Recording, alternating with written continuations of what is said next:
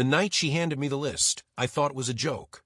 We were sitting at her apartment's dining table, candles still burning from our homemade dinner, when she slid a folded piece of paper across the table like it was a contract. "Read it," she said, her eyes steady but her voice light, almost playful. I unfolded the sheet and saw neat bullet points written in her tidy handwriting. At first, I smiled, expecting something sweet, like wedding ideas or funny inside jokes. But my smile faded with each line I read. Lose 10 pounds before the wedding. Stop wearing sneakers to nice places. Get a higher-paying job. Call my mother more often. Be less emotional when stressed. Learn how to act like a man in front of her friends. The words blurred together. My chest tightened. It wasn't a list of wedding plans. It was a list of how to be someone else. I looked up at her, searching for some trace of humor in her expression.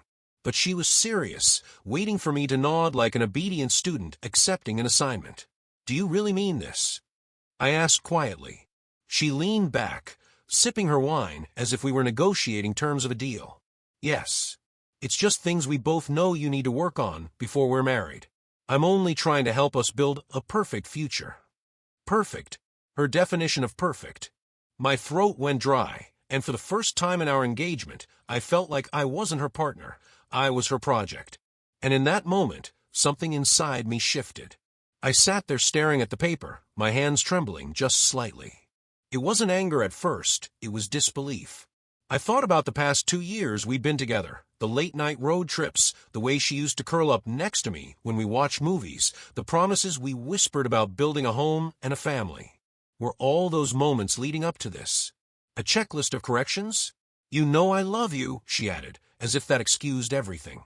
"But marriage is serious. You have to be the best version of yourself. For me. For us." Her tone was calm, almost patronizing. Like she was the coach and I was the rookie who needed to train harder. I put the paper down on the table. "Do you realize what this looks like?" I asked. She shrugged. "It looks like a man willing to grow up. Honestly, I was nervous to even give it to you, but if you love me, you'll understand." Love. That word landed in my chest like a weight. Was love about changing everything that made me who I was? Or was it about accepting the messy, imperfect reality of each other? I remember my mom's words from years ago, after my parents' messy divorce. If someone loves you only for what you could become, they don't really love you at all. My fiancé reached across the table to touch my hand, but I pulled away. I could feel a storm rising inside me, but I didn't want to explode. Not yet. Instead, I folded the paper neatly, slid it back to her side of the table, and said quietly, "I'll give you my answer soon."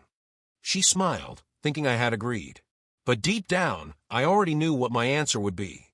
The next few days felt like I was living in 2 parallel worlds. On the outside, we were still the engaged couple making guest lists, discussing venues, smiling for photos her mom wanted for the engagement announcement. But inside, every smile I forced felt like a lie. That list haunted me. It sat in my mind like a stain I couldn't scrub out. Every time I looked at her, I saw not the woman who loved me, but the judge who thought I wasn't enough.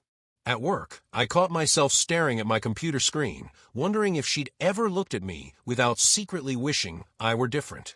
At night, I'd roll over in bed, only to find her asleep beside me, peaceful, while I lay awake wondering if the man she wanted even existed. By the end of the week, I realized something. It wasn't the list itself that broke me. It was the fact that she had planned it. She didn't blurt out insecurities in an argument or tease me about my sneakers. She sat down, wrote it all out, folded it, and handed it to me like homework. That wasn't love. That was control. On Saturday, I went for a long drive, no destination in mind. The leaves were starting to turn, painting the road with streaks of red and gold. I thought about my parents again. My dad had spent years trying to twist himself into the man my mom wanted, working extra hours, forcing himself into hobbies he hated, until he was just a shell. And in the end, she still left. I gripped the steering wheel tighter. Was I really about to walk the same road? By the time I pulled back into my driveway, I knew. My answer couldn't wait any longer. When I walked into her apartment that evening, she was already buzzing with energy. A wedding magazine lay open on the coffee table, sticky notes poking out of the glossy pages. She was circling things, floral arrangements, tuxedo styles, honeymoon packages. "You're just in time," she said, smiling as if nothing had happened. "I've been thinking we should go with the Tuscany package. It's only a little over budget, but if you get that promotion you've been talking about, it'll be easy." Her words slid over me like ice water. That promotion was months away, not guaranteed, and more than that, it wasn't her life to plan around like a business spreadsheet. I sat down across from her and took a deep breath. "Can we talk about the list?" I asked. Her smile flickered, but she quickly recovered. "Oh, that. Don't tell me you're still upset. It was just constructive feedback. Every relationship needs it." Constructive feedback. My voice cracked with disbelief. "You wrote down everything you want me to change about myself before you'll marry me. That's not feedback. That's an ultimatum." She sighed, setting down her pen. "Why are you being so dramatic? Don't you want to be better? Don't you want us to have the best life possible?" "I want us to be happy," I said firmly. "But happiness doesn't come from me turning into someone else. You want me to lose weight, make more money, dress differently, act tougher. Tell me, is there anything about me you actually love as I am right now?" The silence stretched. Her lips parted, but no words came out. And in that pause, I had my answer. I leaned forward, lowering my voice. "Do you realize how humiliating it felt to read that list? To know you've been keeping score of all the ways I fall short in your eyes? That's not what a partner does." Her eyes hardened. "So what? You'd rather I stay silent? Watch you settle for less than your potential?" "No," I said, shaking my head. "I'd rather you love me as I am. I'd rather you see me as your partner, not your project." Her jaw clenched. "So you're saying you don't want to change? You'd rather throw away everything we've built just because I asked you to improve?" Improve. I laughed bitterly. Improvement means becoming a better version of myself. What you're asking for is becoming your version of me. She crossed her arms, eyes flashing. "If you can't handle this, maybe you're not ready for marriage." The words stung, but not the way she thought. For the first time, I felt a strange kind of freedom. She thought she was holding the upper hand, but she had just handed me the answer I'd been searching for all week. I stood slowly, heart pounding. "You're right," I said softly. "I'm not ready for this kind of marriage. And I never will be." Her face paled. "What are you saying?" I slipped the engagement ring off my finger, set it gently on the open wedding magazine, and looked her in the eyes. "I'm saying I won't marry someone who loves the idea of me more than the reality of me." For a moment, she didn't move. Her hand hovered over the ring, but she didn't pick it up. Her voice shook when she finally whispered, "You're really ending this?" I nodded. "I'd rather end it now than spend a lifetime becoming a stranger to myself just to keep you satisfied." The air felt heavy, but also clear. I turned toward the door, leaving behind not just the ring and the magazine, but the weight of expectations that never belonged to me. And as the door clicked shut behind me, I realized something powerful. Sometimes the bravest answer you can give is simply no. The drive home that night was strangely quiet. My phone buzzed nonstop in the passenger seat, her calls, her texts, the flood of notifications lighting up the screen. I didn't touch it. I couldn't. I rolled down the window, letting the cold night air hit my face, as if it could wash away the heat of everything that had just happened. The city lights blurred by, and for the first time in months, maybe even years, I felt lighter. When I finally parked outside my place, I just sat there in the dark, staring at the steering wheel. Part of me expected regret to creep in, that aching second-guessing you hear about when engagements break. But it didn't come. Instead, there was this calm, a steady voice inside whispering, "You did the right thing." Still, the next morning was brutal. I woke up to a dozen voicemails. Some were tearful. "Please, can we talk?" I didn't mean it like that.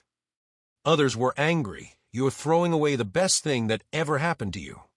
One was from her mother, sharp and cold, reminding me of the deposits already made, the family expectations, the shame I'd bring if I backed out now. Shame.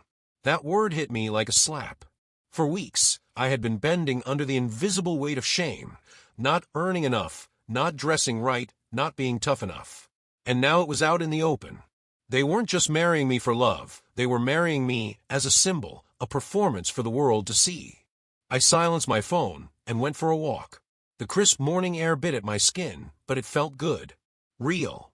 Every step away from my apartment, away from the buzzing phone in my pocket, felt like reclaiming a piece of myself. That afternoon, I called my best friend, Alex. He listened quietly while I told him everything. The list, the argument, the ring left behind. When I finally ran out of words, there was a long pause on the other end. "Man," he said softly, "I'm proud of you." I almost laughed. Proud? For ending an engagement.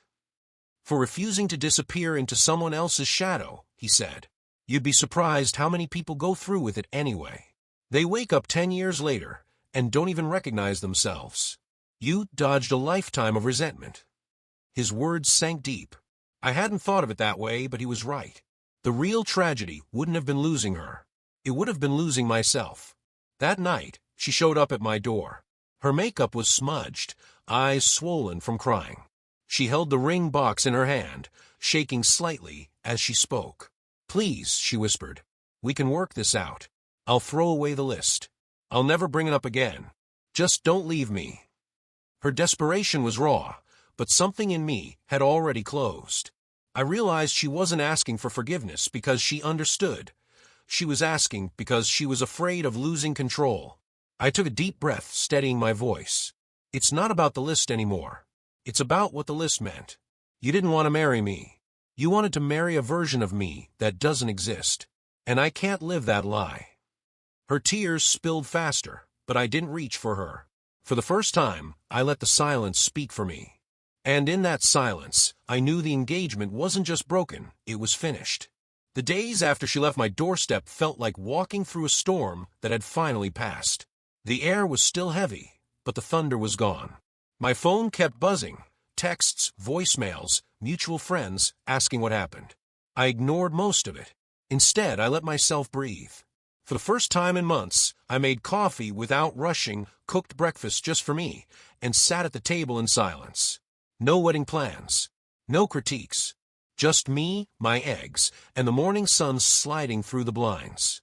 Of course, people noticed. My mom called one evening, her voice tight with worry. "I heard some things. Did you really call off the engagement?" "Yes, Mom," I said quietly. She sighed. "Honey, are you sure?" She seemed like a nice girl. "Maybe you two just need counseling."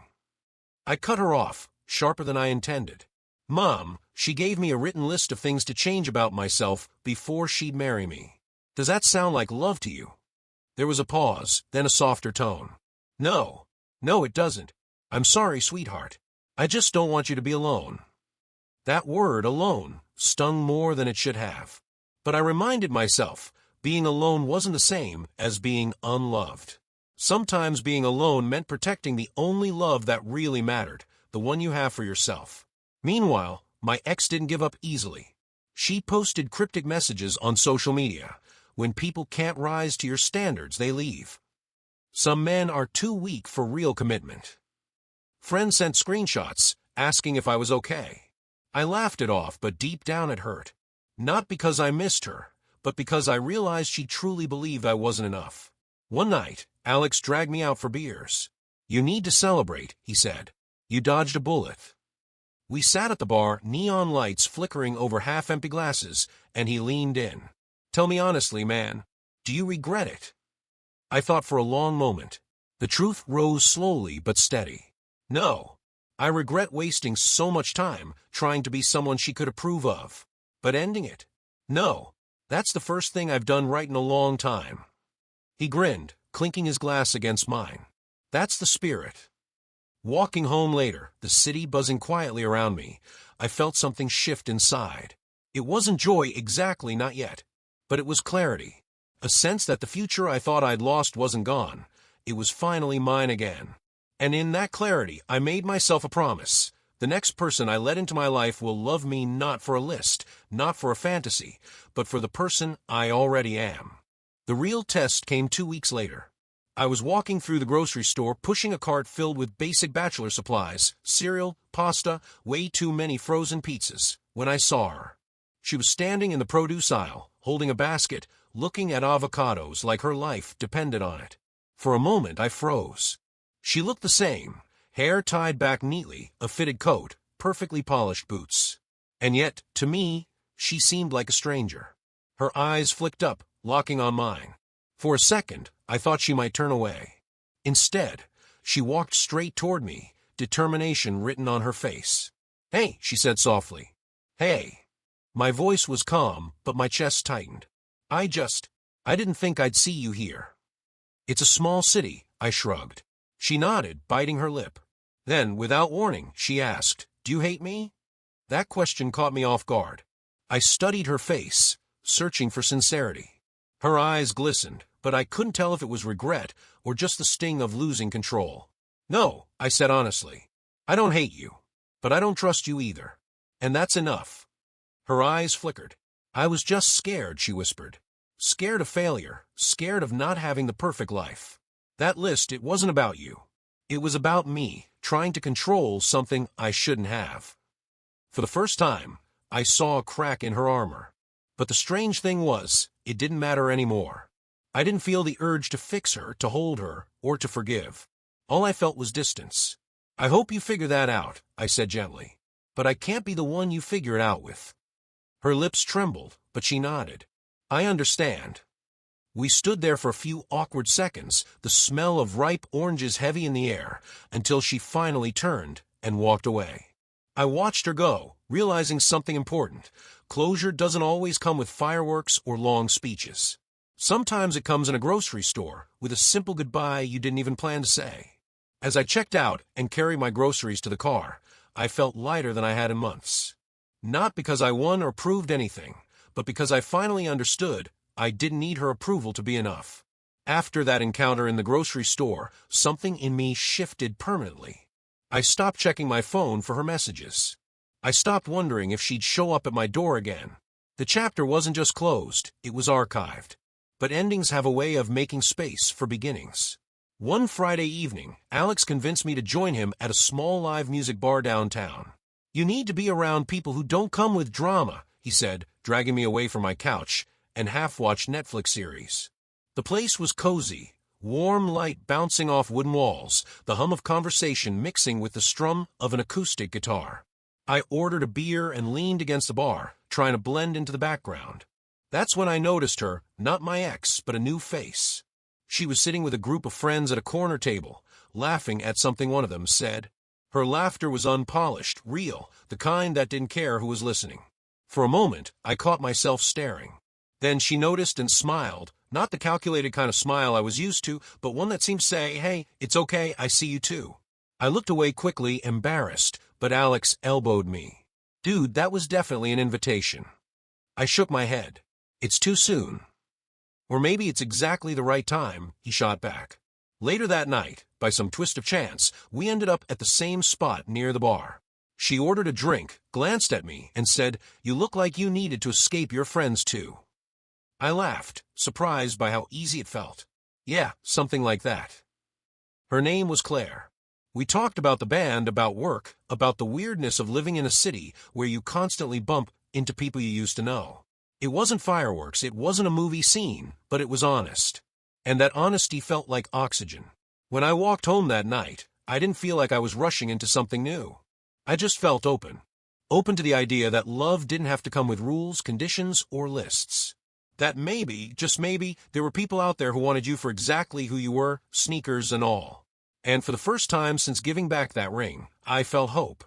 The weeks that followed felt like stepping into a new version of my life. Not because everything suddenly turned magical, but because I finally had room to breathe. Claire and I didn't rush into anything. We exchanged numbers that night at the bar, and for days it was just small messages, a joke about the band, a meme about grocery store avocados after I told her about bumping into my ex.